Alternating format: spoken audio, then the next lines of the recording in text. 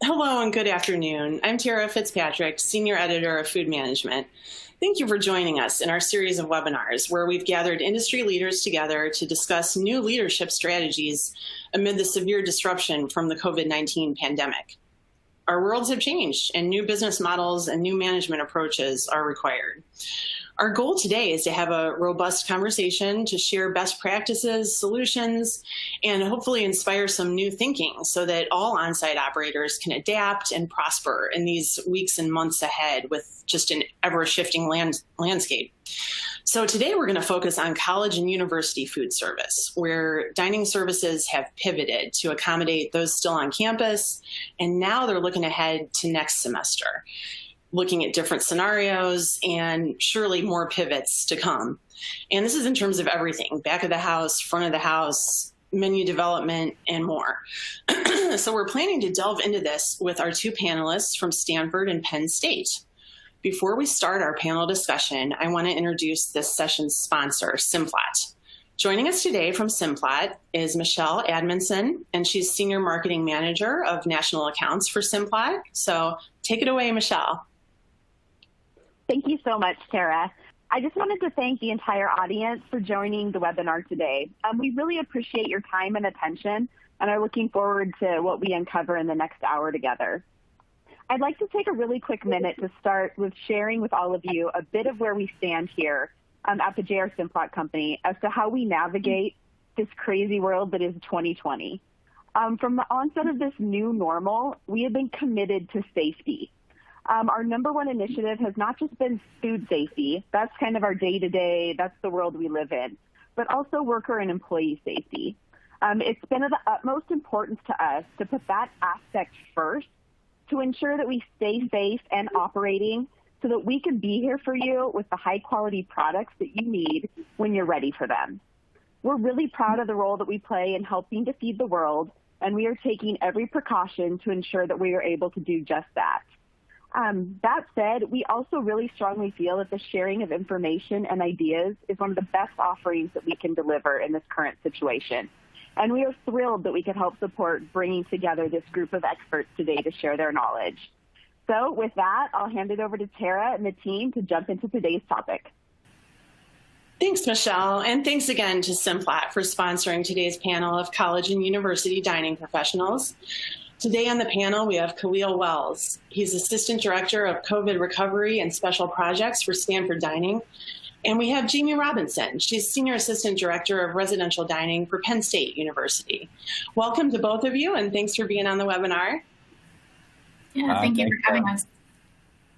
So I'd like to start off before we kind of dive right into all the creative topics that we want to get into today and kind of start with a quick catch up of where each of you are at the moment about what's been going on with your operation, kind of going back to when the coronavirus struck and how you've been, like up to this point, what your operations have been looking at. So let's start on the West Coast with Khalil. Tell us what's been happening at Stanford. Yeah, so from the moment we started, I think our Bay Area is one of the first counties in the nation to have a shelter-in-place order. Yeah. And so from the moment we heard about that, we started planning what we can do and how we were going to adjust. And those were kind of daily moving targets. You know, it was, okay, everything has to be to go. Let's, for right now, let's get the to-go containers that we have. Let's place a big order on stuff because we're feeling like it's going to be scarce pretty soon. And let's just start putting stuff in boxes and things like that. We eventually eliminated the cashier and had students swiping themselves in. Went to how much seating can we have in the dining halls, and that was almost a daily change of, okay, we have to only have this many tables and chairs inside, and then it was reduced, and then they were gone, and it all kind of happened within a week. Yeah. And it happened in the time where we were in spring break, so students had left without having these types of things in place, and then found out that they couldn't come back. And so the craziness of that, and students that had to stay here, it was all just like, it was a whirlwind. It was crazy. I think we all worked probably 3 weeks straight, 10, 12-hour days without a day off of just making sure that we were in compliance and we were just handling issues every single day, to now, we have a very efficient, very fast, very high quality program that is in line with all of our shelter-in-place rules and regulations. Even as they change, we're able to change and adapt really quickly. That sounds good. How about you, Jamie?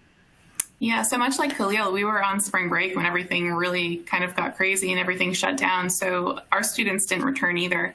It was tricky at first. We still had students on campus that didn't leave for spring break. So we were trying to figure out how many students we had. That ended up being right around 700. And, then, of course, there was concern for those students. So we were able to take all of our 5 residential operations and bring everything down to 1 operation. So we were able to institute safety in that spot, going from all you care to eat back to, as you said, grab and go, trying to find menu items that worked well for that. And then also anticipating, you have all of these operations that are anticipating opening when you come back from spring break, and that's not happening. So we obviously had a lot of food that we were trying to streamline too. And so there were a lot of things. It was really tricky to balance at first, but I think, our team, like Khalil said, everyone was in it to make it work and make sure that not only our students were safe as they were dining with us, but also our team was safe and taking whatever precautions we had to take. Yeah, it definitely seems like it was an all hands on deck effort for so many different college and university food service teams, sort of like teamwork, making it happen. And just quickly, I wanted to see, we talked a little bit about the different scenarios, and I wanted to start again with Khalil about how you had mentioned like what it's going to look like when students can come back and like sort of what you have, and then we'll find out what Jamie's going to find out soon, what hers is from the state, from the governor. But let's hear what they've said about like next school year. What is that going to look like? Right. So for the fall, we are planning to have students back on campus. It's going to be kind of a rotation, so all classes will still be online, but the exact number of students that we're going to have on campus, we don't know now, but it's going to be a lot more than we have. Currently, we'll have about 600 students on campus, and we're going to be up in 2,000-3,000 come the fall. Yeah. Those students are not going to be on campus the whole time. They'll have kind of assigned quarters. We'll make sure that the freshmen are here in the fall and make sure that the students are here, or the seniors are here in the spring. So they get to participate in however graduation is going to look like. But the rest is undecided. We don't know what the other mix of students or classes is going to be. As far as our service goes, so anticipating that greater number of students, we know that we're going to have to find better ways to service them. And still anticipating that there will be to-go, food will have to be to-go. Not knowing what seating is going to look like. Currently, right now, we're allowed to have some outdoor seating as long as it's out spaced, but no indoor seating. So how do we get that many students through our buildings? Right now, the lines move really slowly, you know what I mean? Because everybody has to stay spaced apart. And so we know that we're going to have to change our service model. So we're going to experiment with some express lanes. We're going to experiment with serving food, so you're going to have greater customization if you go into the dining hall proper and be able to kind of pick and choose the food that you want. We'll have a separate station that will be kind of what it is now. It's all prepackaged, ready to go. You grab your meal. It's got all the sides in there, and you can take that and go if you're in a rush. And then we're working on online ordering. So we can have another section for students that can order ahead online and have a heated cubby that they can go to, and you press your card to the cubby, your door would open, they can grab their food and take off, because we know there's going to be different time constraints for everybody. So those 3 different service models we're hoping to implement for the fall. Yeah, that sounds good. And what about you, Jamie? Yeah, and so for us, we don't have a set plan of what fall is going to look like, but we're kind of getting some hints as to different groups coming back, and hopefully we can kind of use them to test out some of the things that we're instituting. We had planned on doing a pilot in the fall for mobile ordering, but that has become a full-fledged introduction to mobile ordering with everything that's happened. So we're keeping busy with that, getting that ready to go to institute for the fall, because as Khalil said, you only have so much capacity, but you still need to feed everyone that's coming through. So we're hoping the mobile ordering will take some of that pressure off of our lines. Also, if we can have some of those groups come back to campus early, maybe we can test some of these things out with them and really see what's going to work the best. But we were kind of joking, if you had a 6-foot distance in between, our lines are going to go across campus, and clearly that can't happen. So so we have to make sure that we're leveraging, reservations and things like that. Seeing how we can get everyone through quickly and safely with the students and our team. Yeah, and I think both of you kind of made the point about how technology was like, oh, let's try this out. It's convenient, like young people by and large like to use technology, or even programs like robot delivery were kind of like a novelty this time last year. Like, oh, let's see how this works. But now it's like, no, we really need this. Like, this is something that so maybe one of the silver linings is like sort of pushing that technology forward. And you've already kind of talked about ways to alter your operations in order to be open again. Was there anything else that either of you wanted to kind of add on about how you're altering things? I'll go ahead. Sorry. That's okay. Go ahead.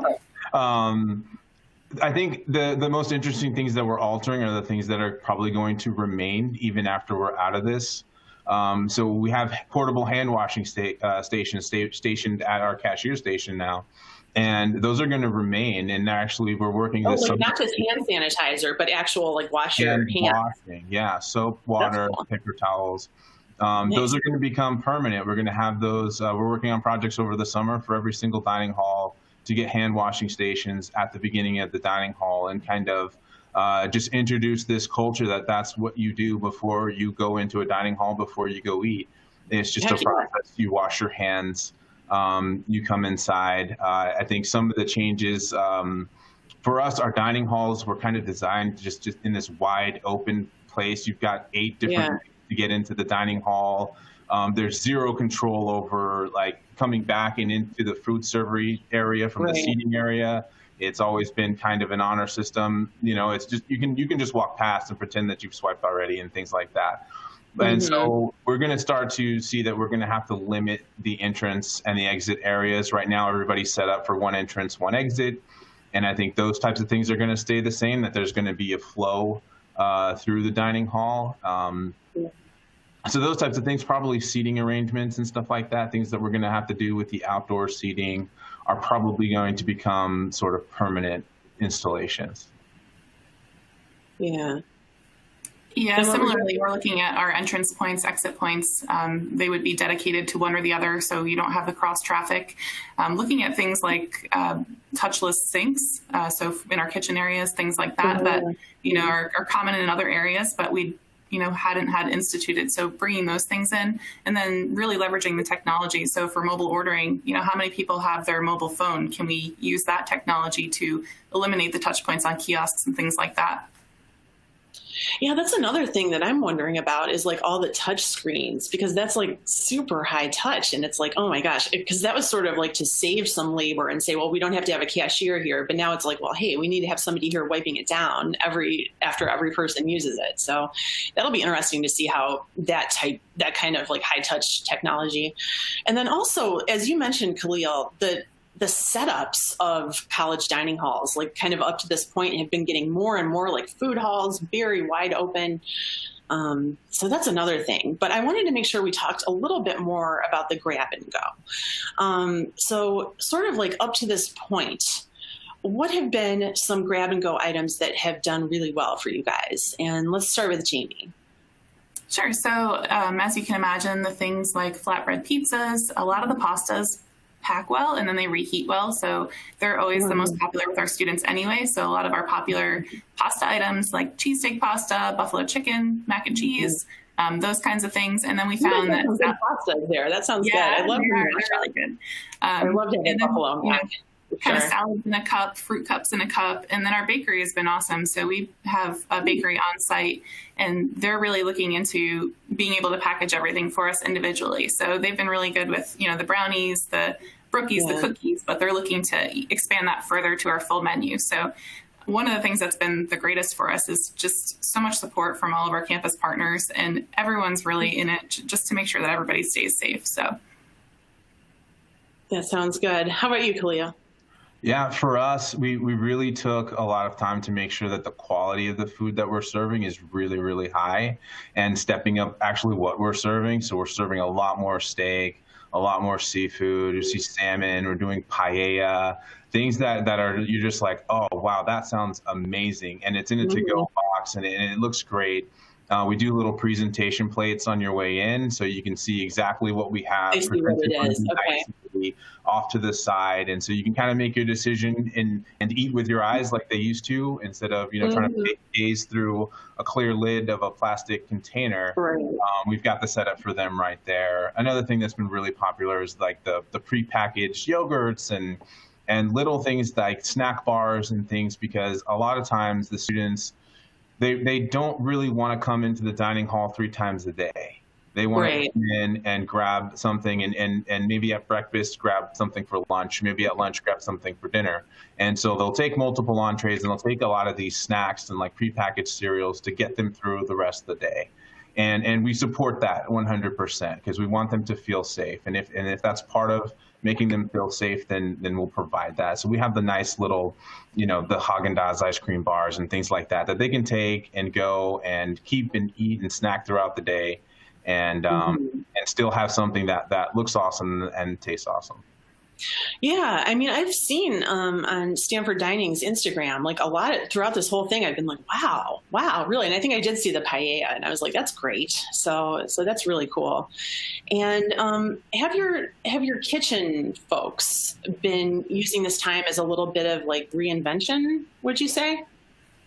You can start, Jamie.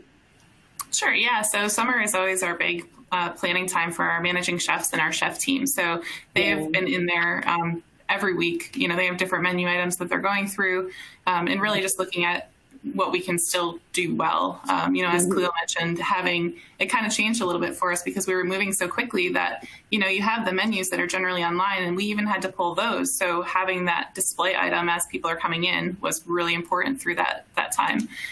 But yeah, they're still in menu development. It's kind of full steam ahead for us in the summer, and that hasn't changed. Just kind of the structure and the location has changed a little bit. Yeah. And are your chefs also getting creative, Khalil? Yeah, absolutely. The chef meetings are now on Zoom, but they're doing a lot of stuff with their mobile phones and cameras. And so a lot of them have like phone mounts now, so you can see what they're working with. Yeah, I need that. I need to get one. Yeah, so sure. they can take over a space in their kitchen and kind of show what they're currently working on. And then everybody can chime in and stuff. So they're really, really focusing on making sure that we're serving food that holds well, that really holds up in a container, and things like that, what we can do. We've done a lot with reducing like preservatives and things like that. And so we don't want to lose those things that we've done for the health of our students. Right. Yeah. We don't want to take steps backwards. Right. Yeah. We're finding how do we, French fries is just a huge problem. We don't fry our French fries. We use baked French fries. And they're just really hard to get right when you're trying to make it so that you can hold them. So they're just iterating, focusing on that, coming up with new ideas, new packaging solutions, new ways to cook them. If you're cooking them in the combi oven, trying out different steam levels and things like that. So yeah, they're really working on making this the best it can be. This is our new normal. We're going to be serving food to go for a long time, and so they're putting all of their energy into making it the best quality. Cool. And on that note, we did have a question come in from Nick, and he said, "Do either of you have hot items for grab and go, or is the majority for reheating?" So let's give you guys a chance to answer that one, Jamie. So we had pizzas actually last year that were really popular, especially in the evening day part. When a lot of the operations would close, we would have those ready to go. And that was always really popular. And we plan to actually institute that in all 5 locations, whereas it was in 1. The hot food, it's been hot grab and go right now all through the summer. So they have their option of 2 or 3 entrees, and they pick from there. So just the holding, obviously it's a smaller amount of students still on campus for this period of time. So that will need to be looked at in terms of being able to provide many, many more as we go into the fall campus and welcome more students back to campus.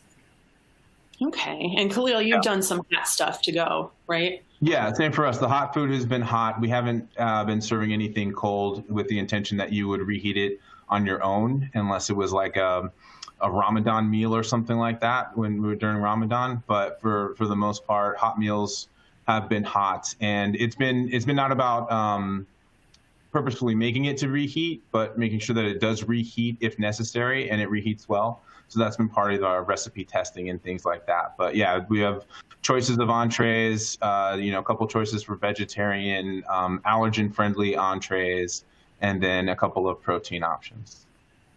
That makes sense. And I will just go to another question here. This is from Alan, I think from Texas Tech. He wanted to know, are there any plans for ready-to-eat, heat and eat to-go meals or meal kits? And that was a question that I actually had. So great minds think alike, obviously. So I wanted to find out about meal kits, because that's something that I've written a little bit about. Colleges are kind of dipping their toes into this. And I guess a lot of it would depend on like what you have available, like whoever's buying your food, like how many do they have a stove in their dorm or whatever it may be. So have either of you guys thought about sort of meal kits? Yeah, so no, we're not doing meal kits. One of the issues that we had actually during Ramadan was the kitchens were closed. So the kitchenettes where students were living were closed off, and they didn't have access to a microwave to reheat something for breakfast. And that's kind of, we're assuming that's what it's going to be like coming into the fall, is that students may not have access to a microwave.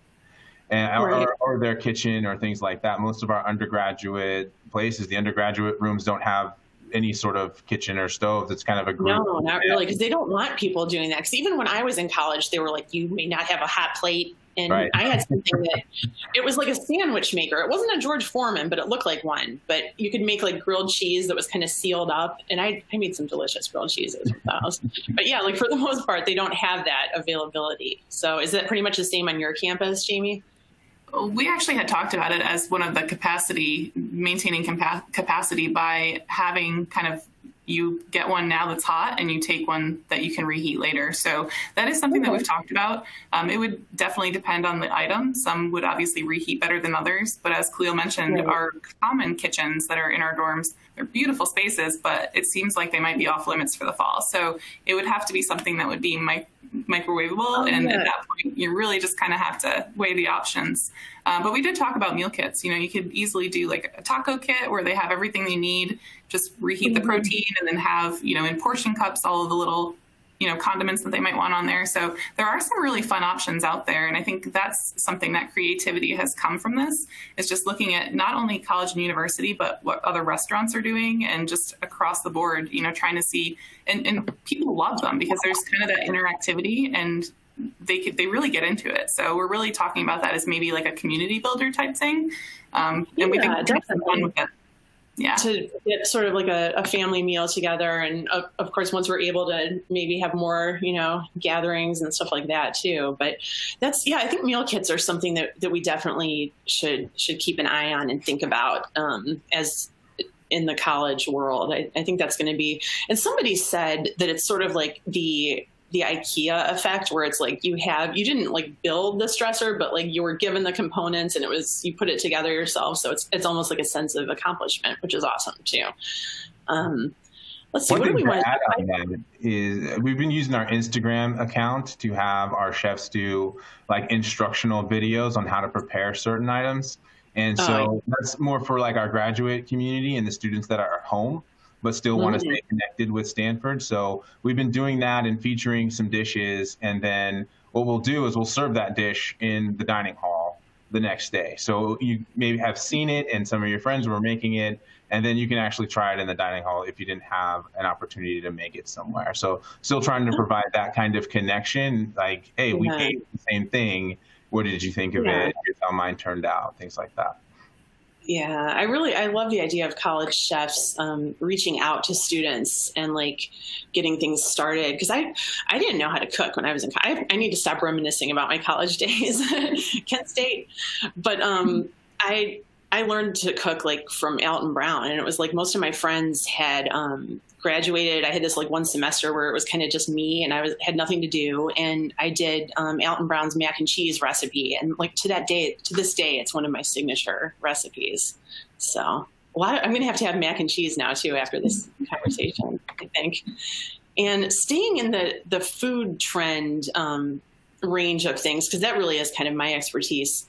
It seemed like for a really long time, especially for college dining, and college dining was really on the forefront of this, like with the fast casual, everything had been going in such a direction of like, you build it yourself. Like, here are ingredients, and we want to build it for you. We want to make it in front of you. So even before the pandemic, I was seeing kind of a shift back to chefs sort of saying like, well, guess what? I know what things go together a little bit better than you might know. So I was seeing a move back to like composed salads and composed meals, where it's like, this is what it is, but you can make some adjustments or whatever. But what are your thoughts on that? Let's start with Jamie. Yeah, I think, certainly that was the direction we were going in. And Tara, that's actually how you and I met, is through the special events and, the special events that we would have here on campus. And, Yes.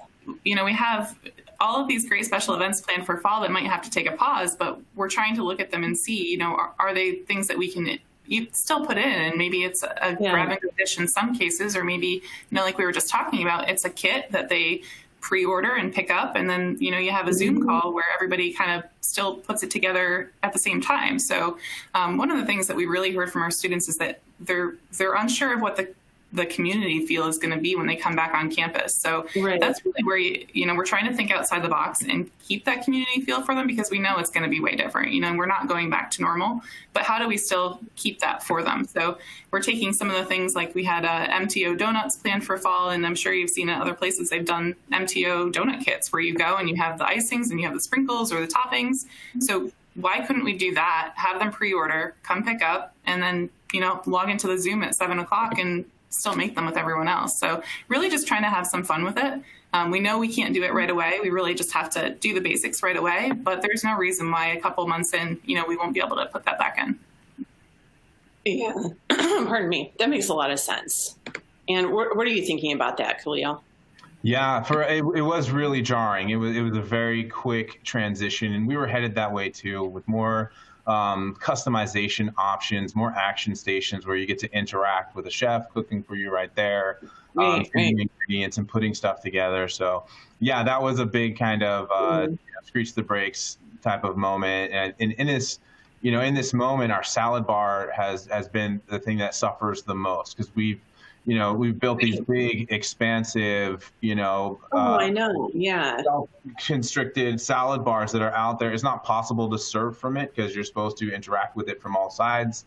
Dozens of items that you can pick and customize your salad. And now, we've been doing composed salads. So that's a place where we're continuing to work, finding different container options. We've got large containers for large salads that would be like a full, meal, and then small. Yeah, the big salad, as they say. Toppings and things like that. Yeah, smaller salads that if you want like a side salad and chef composed salads and things like that. So we've been really paying attention to that, how we can improve the salad bar especially, and hoping that in the fall we can do.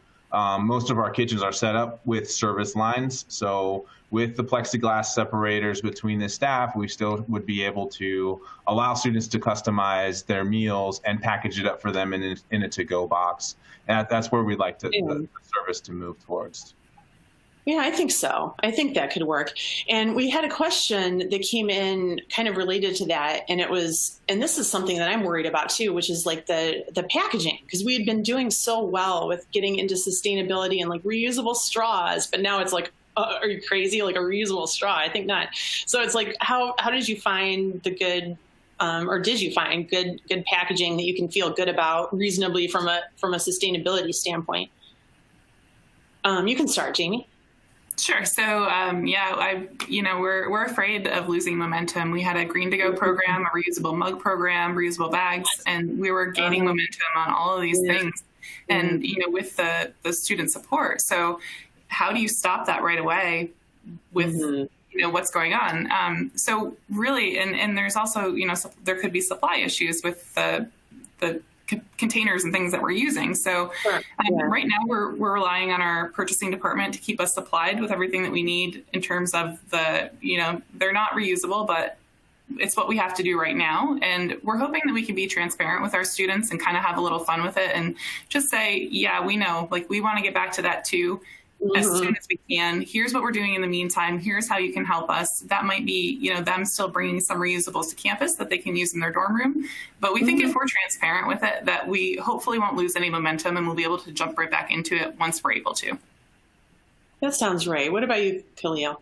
Yeah, it's the same for us. When we first started this, we were getting a lot of feedback from students, just how can we reduce all of this waste, and for right now, it's just something that we have to deal with. We'll get back to our, we still have our standards on sustainability and things like that. And that is going to be a huge focus for us. But for now, we just got to get through this moment in time. And as soon as, things start to get better and we can open up, undoubtedly we'll be, getting rid of this to-go model as quickly as we can. But it's just the reality for right now.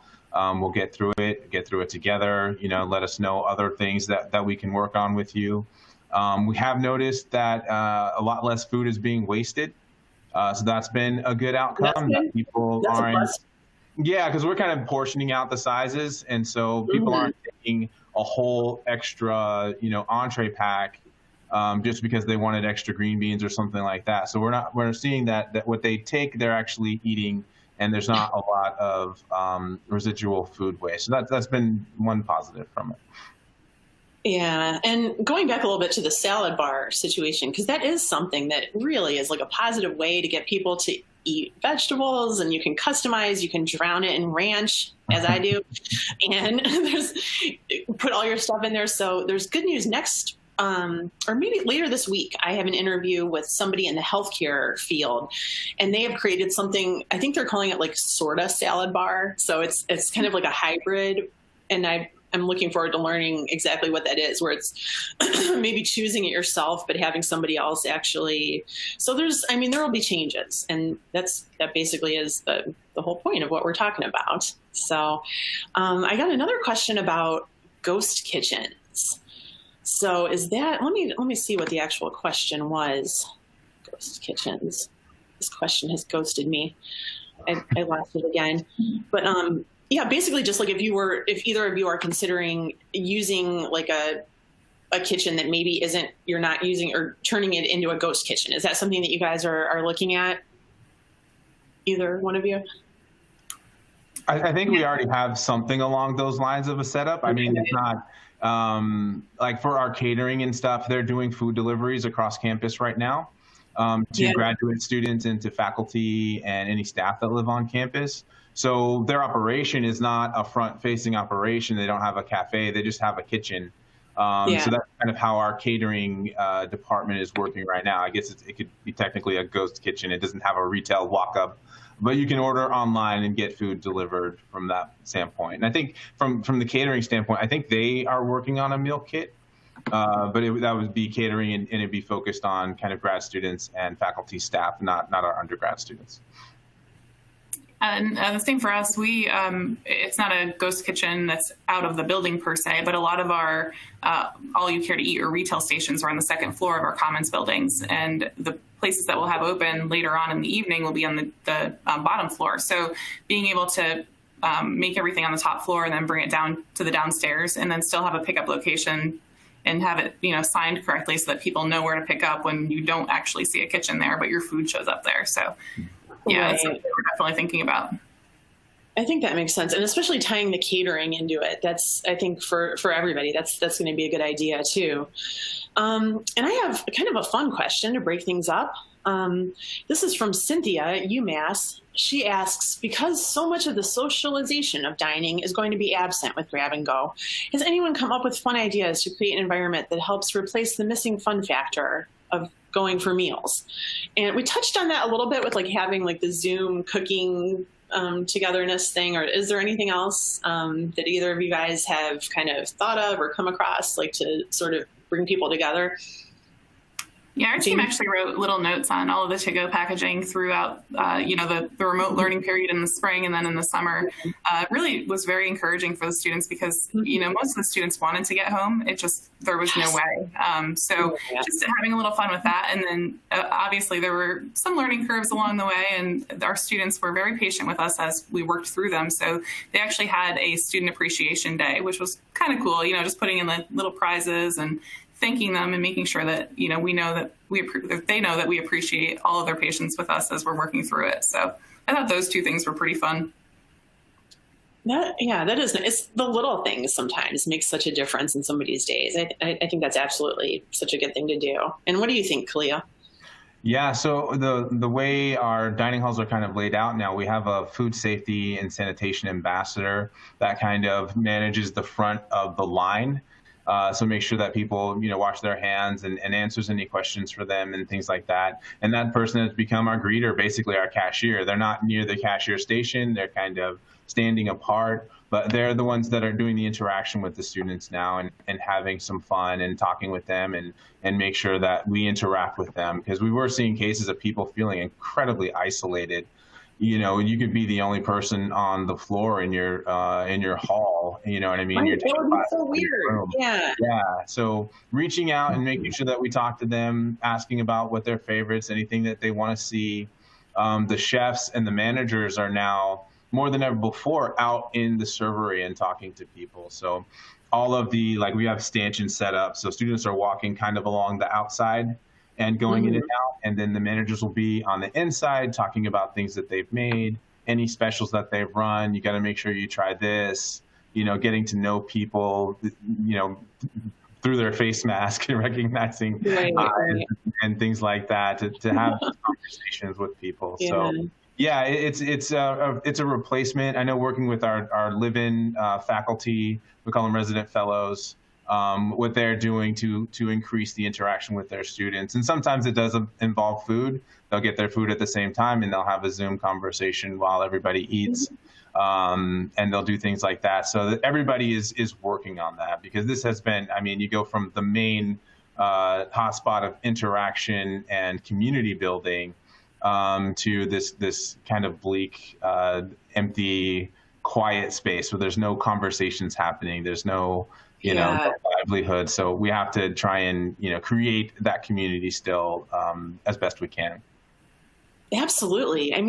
It's like an identity crisis for college and university food service, because it was like, here's the gathering place. Here's where we will make you feel at home away from home. But now everything is different. But I think we've got some good things in place. And I had as one of my questions, we definitely have touched on a couple of these things, but I wanted to talk about some new opportunities amidst the obstacles that maybe each of you have uncovered. Do you want to start, Khalil? Sure. I think the biggest change is this kind of cultural shift in hygiene overall. We've been training our staff in hygiene for years upon years upon years, and it's stuff that they do at work. But now we're seeing they're teaching their families, They're teaching their friends, they're all of a sudden, an expert that's going to help people stay healthy. And so we're seeing them take that really, really seriously and understand that they want to keep themselves safe. And that's kind of the way that you keep other people safe. So it's the way that you keep our students safe. It's the way that you keep your family safe, is that you're safe. And so this culture of just hygiene and safety, I think is something that will be fantastic. If we keep that up, you know what I mean? And have it be, somebody enters a restaurant, they go straight to the bathroom and washes their hands. Like, that is excellent. I think our assistant director of food safety and workplace safety, that's like his dream world of how people live. Food service people have always known way more, just everything hygiene wise. And somebody said that it's going to be more overt. Like it was kind of done almost behind the scenes where you would see somebody wiping down something, but now that's kind of like coming to the forefront. Like, hey, look what I'm doing. I'm cleaning this up for you. So, and that's, I love the idea of like food safety kind of coming to the forefront. And it is like a dream come true for people who are in the food service industry. 'Cause it's like, hello, we've been preaching this for a long time. So, what are some other opportunities that you've seen, Jamie? Like silver linings, I guess you could say. Yeah, and I think on top of that, just the communication that has come from this. I mean, we went from a world of being very connected on a daily basis with communication, with conversations with our entire teams, to not being able to be in the same room or to be a distance or to be, I mean, the extremes are, it's crazy. So our communication didn't stop. I mean, we had Zoom meetings set up within a day, and that's continued, and we really, I don't feel like our team has skipped a beat. We've been very focused on what we need to do to get back to campus and keep our team safe, and I don't see that changing. I mean, I think the communication not only with our team but with teams across the state and across the country, and everybody's sharing ideas of what's working well and what they've seen, and it's just been great. So I think hopefully the communication continues, having the messaging boards, having the webinars. I mean, hopefully all of that continues, because really I think the best practices, it's just been great of everything that's come out of it. So hopefully that continues as well. Yeah, that sounds good. Definitely. And sort of everybody getting over that fear of being on Zoom or setting something up, or getting past I don't know how to do it, it's not working, or I don't, it's like everyone's doing it. So we just have to. It's almost a competition sometimes for us. I know we're all very competitive, we want to have the best, we want to portray the best. And so I think some of that wall has been, let down a little bit. And right now we just all want to get back, and we all want to help each other do really well. So that definitely is a silver lining, I would say. That makes a lot of sense. And thank you everybody for the questions that are coming in. I will not be able to get to all of them, but I'm going to try to find some good ones that I think, let's see. Oh, this is kind of interesting. This is from Alicio. With the advent of grab-and-go dining, do the speakers feel that some of the commercial kitchen equipment on site will have to be updated or changed? And how will this possibly affect the maintenance team that works on the campus? Are you guys foreseeing anything in terms of your back of the house equipment type situation? Khalil? Yeah, for sure. And that's one of the projects that I'll be doing over the summer is adjusting our kitchen equipment and our kitchen setups. So we're going to convert most of our kitchens to, a single work area for somebody that is self-contained. It's got the cutting board. It's got, everything that you need in one space, so that people don't have to go to multiple places within the kitchen, trying to reduce travel. Definitely looking at kitchen equipment and understanding what those needs are. I don't think we've seen necessarily anything that needs to be changed, but probably things that we're using less of that we can probably move or get rid of. So yeah, that's we're 100% looking at that. How are we going to adjust the kitchens to do this? I don't see, the to-go option going away, just because there are going to be students that feel uncomfortable coming into the dining hall, no matter what the county restrictions are or whatever the health guidance is. Yeah, they're not going to feel comfortable. They won't be ready yet. Yeah, exactly. So we're going to have to still, which is to go was, oh my gosh, that was no.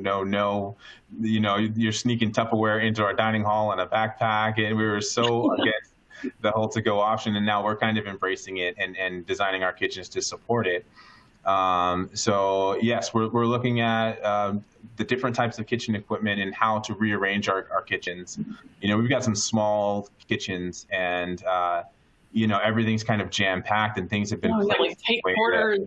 Yeah, you've got flour is over here underneath somebody else's workstation, and you're ducking under them to get stuff. Right. It's a choreographed dance, right? Yeah, so we have to change all of that. It's going to need to be more separate. Exactly. Everybody's got their own workspace. We're going to separate it with plexiglass as best we can, and try to keep the movement through the kitchen to a minimum. Okay, and that would just be done with systems and how you set everything up ahead of time, I would guess. I mean, that's all got to be planned by you. So that's right. That's it'd be, I'm working on something and I'm going to hand it off to the person who's working in the oven workspace, because we're not going to be there at the same time. Or if I do have to put something in the oven, I'm going to wait for this person to leave that area so that I can go and put my stuff in the oven, and then I can return to my workspace. So it's going to take some training. It's going to take some reorganization and moving stuff around. So we'll be tackling that this summer. Yeah. Is it pretty much the same for you, Jamie? Yeah, it's mostly in reorganization and just with the mobile ordering, the addition for that, cold holding, hot holding in those areas, and then pickup locations. So whether it's shelving or, things like that we have to add to make it successful. So it's really just a lot of reorganization and thinking through the entire plan of what has to happen. Yeah. Oh, yeah. And I'm looking at some other questions. Here's one from Linda. Are you looking to expand offerings from outside vendors during this time? Because I know a lot of people are thinking about like prepackaged type stuff. So are you trying to do more things, like different products that you're looking for? Khalil, you'd mentioned like some of like granola bars and stuff like that has been doing really well to take it. Yeah, so the single serve packaging things, we did really, find a lot of different vendors to look at what we can find and some unique products and still healthy products and things like that. So definitely we're looking at, things that we wouldn't typically serve in a dining hall, bottled drinks and bottled coffee. That's been a huge thing. How do you get coffee when you can't use, a shared drip machine? And we still haven't figured out how hot coffee, but we've got really nice cold brew coffee, blue bottle coffee that we're serving, and Dunkin' Donuts. So we're trying to we've got a lot of variety, a lot of options to try and make sure that we make up for that kind of lack of that staple. And so we have been reaching out to a lot of outside vendors for the single service type items. Okay, and you too, Jamie? Yeah, and ours is more in the convenience store area. A lot of times, the students, that's what they grab. They'll grab, cheese stick and some kind of a bag of like peanuts or almonds or something like that, and that's their meal. So we still have those, and we want to make sure that they're available in the convenience store space. But in terms of like the actual meals, we're not really enhancing them with anything other than, something that's made on campus. Okay, yeah, because you do have that good bakery. Absolutely. That's a good thing to do. And somebody had asked, like when dining halls are reopened, what about, is there going to be silverware and plates for the students who do dine in the dining hall? Are there going to be, is that going to be a thing? Or are we going to try to stick with disposable, compostable stuff for a while? Jamie? Yeah, we'll initially open without any seating whatsoever. So when we get to the phase where we're able to have some limited seating, we would do disposable. Yeah. Okay. For the immediate future, but hopefully we'll get back to a point when it can be a little bit more normal. For sure. Are you going to do the same, Khalil? Yeah, same for us. We won't have seating in the fall. So without seating, we're not going to have the reusable silverware. No. And the plates and things like that. Once we are allowed to have seating and we figure out the layouts and what it looks like, is it all 6 foot long rectangular tables with 2 people sitting at it, or can we partition some things with a round table? As soon as we have those things in place and our dining halls are set up correctly, then we'll start using reusable silverware. Yeah, once we can get back to that. Yeah. And let's see. Gosh, there are a ton of questions, and I think it's great. I think it's wonderful that people have been. Thank you so much for your questions. And somebody did ask. Jamie and I had been talking before the call about just one of the coldest days that I can remember of life is when I went to visit her at Penn State, and it was freezing. So somebody was asking for schools in non-warm weather climates, any thought to where students may eat and that effect on perceived quality experience? Yeah, because if you're only able, because I'm in Ohio too, so it's if there is a patio, it's maybe a couple months out of the year we could use it. So what do you think about that, Jamie? Because you had mentioned too, it's well, if we're all 6 feet apart, it's going to be going way out into campus. So is that something that you've been looking at? Yeah, we did talk about outdoor seating. It really just expands the area though that our team would have to get to Right. sanitize on a regular basis. So it's kind of tricky. And we're really hoping that our partners in Res Life and in housing, that all of us can work together to come up with a solution so that the students don't feel so isolated, but we don't know what that looks like yet. It's not really like Pennsylvania, warm weather. It's a couple months. We don't really have a lot of outdoor seating. But I thought it was pretty funny. I was in a Zoom call with one of the student leaders on campus, and he said, well, unless you bolt down the tables, I can tell you that they're just going to pull them together. So that's another thing. Yeah. You put in seating and you take care to make sure that it's distanced, it may not stay that way. So we're very aware that that may be the case. Yeah. Oh, and before I forget, Khalil, somebody had asked, what's the Stanford Dining Instagram handle? And is it just Stanford Dining? Stanford Dining? Yeah, just Stanford Dining, one word. Yeah, just look for Stanford Dining on Instagram, and you will see some good stuff for sure. So there was another question too that related to, let's see, plates and silverware. Oh, this was one it's pretty specific, and it's, are you going to require masks to be worn in the back of the house? Are your employees going to be wearing masks? Jamie? Yeah, we are required. Our entire team will be required to wear masks. Good. Same. Everybody's wearing a mask. Managers, it doesn't matter. Everyone, while you're inside the building, outside the building, it's 100% mask all times. We have a vendor that provides us with cloth masks. So they get a mask. If it gets soiled or something like that, they can put it in the laundry bag and get a new one. So yeah, it's all masks all day. For sure. And we have a question from Emily out in California, and she wants to know, how can food brands, suppliers, and commodities be helpful during this transition time? What type of supports are you looking for on campus? So I will let you start, Khalil. Sure, that's a great question. I think we're talking about food brands and commodities. I think it would be the research into, like, it brings me back to a podcast I listened to about French fries, and developing a coating that will make the French fries stay hot and feel crispy while it's being transferred. As that's just the new thing with French fries. You're taking it to another place. You're getting it through the drive-through and things like that. So if they're looking at those types of things and designing food that is made to be held at a certain temperature, that will hold up, that will last longer, I think that'll be of value to people. Give me some of those French fries that don't have to be fried, but can be baked, but still maintain their quality and taste, and will last longer.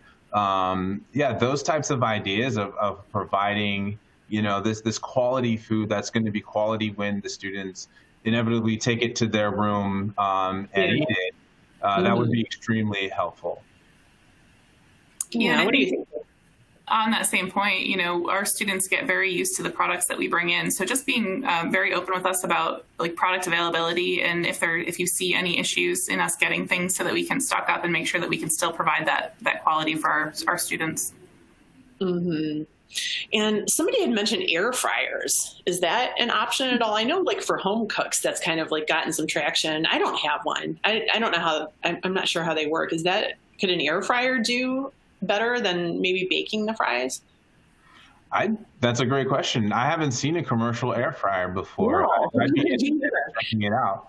Absolutely. Yeah. If anybody has a link to something, please let us know. Drop it in the question. Yeah, let us know. Absolutely. Yeah, I know we swear by ours. So if there was a commercial version, I'm sure it would be helpful. Okay, so you have one to use at home, Jamie? We do, yeah. Yep. Okay. And then how does it work? Just real briefly, how's the technology work? I don't know, really. But it just has kind of like a metal grate in the bottom, and anything that you would normally put in a fryer, you can put in there. And apparently a lot of other things too that we haven't tried, like beef jerky and things like that. Right. Apparently there's like really cool recipes out there. So hopefully. Yeah. It seems like it's like akin to the Instant Pot, where everybody had that all of a sudden and want to know how to use it and that type of stuff. Let's see. And I think we have time for maybe one more question, and I'm going to try to make it a good one. And yeah, this is kind of this is a summary This is from Dan. Based on the response you're seeing from students, what will the new normal be? Boy, this is a loaded question, Dan. Will it be heavily grab and go, or will it be more traditional dining halls return, or a roughly even mix of the two? What do you guys think about that? Do you want to start, Jamie? Sure. Yeah, I think we've done a couple pulse surveys with our students, and they aren't as concerned with the safety aspect as maybe we are. But there's certain things that we have to do, by Penn State's or their requirements with the state's requirements that we don't have an option to kind of bend on. So I think, unfortunately, it's going to be a mix of the two, and it may not be exactly what our students are expecting, but hopefully we can put in enough variety, enough mix in some of these new ways of doing things that hopefully it makes it as normal as it can be moving forward. So. Yeah, what do you think, Khalil? I agree. It's going to be a mix. I know that things are going to happen a lot slower than the students are going to want. And, you're taking, food in a container and you're outside of the dining hall, and now nobody is controlling what you do or where you go. You just know that there's no seats out here either. So I just envision people sitting on the grass. They're still going to want to come together. They're still going to want to hang out. They're still going to want to be together, and it's probably going to be a lot of friction, because they're going to say, "Look, you can either provide us with a table where we're comfortable, or we're just going to sit on this grass. Or we're going to sit on this ground anyways. You're not going to actually stop us from being together. You just made it a lot more uncomfortable." But tricky. Anticipating some friction from the students there, but we have to follow, the county guidance and try and do our best to, help them through that. If that's going to be an issue, we'll keep the dialogue open. We'll keep talking. We'll keep listening and understand the ways that we can make it better. And just be working together. The students have been extraordinarily supportive of us through this whole time. Really thankful. I think food brings comfort. Regardless, when you're isolated, having something really, really good to eat is something to look forward to in the day. So we'll just keep listening, and we'll do everything that we can do to make the experience as good as possible. Yeah, that definitely. I mean, comfort food has been a big part of this whole thing. And somebody I just got word we have time to fit in another question, and this is purely culinary, but from your standpoints, what are some of the global food trends that you want to see us either delve into or pick back up once we're all back in the swing of things? I'll start with you, Khalil. We have these brands. We work with celebrity chefs from across the country, and we've created brands here. Our Red Skillet Kitchen, we have the Cardinal Sage, and we have the I'm forgetting the one at Wilbur. Different.